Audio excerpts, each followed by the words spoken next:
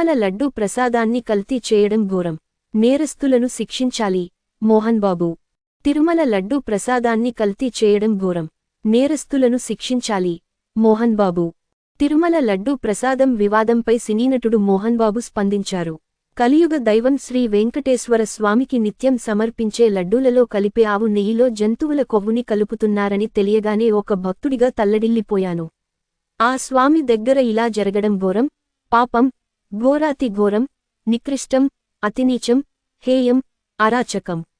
ఇదే నిజమైతే నేరస్తులను శిక్షించాలని నా ఆత్మీయుడు, నా మిత్రుడు ఏపీ సీఎం చంద్రబాబుని హృదయపూర్వకంగా కోరుకుంటున్నాను అని ఓ ప్రకటన విడుదల చేశారు.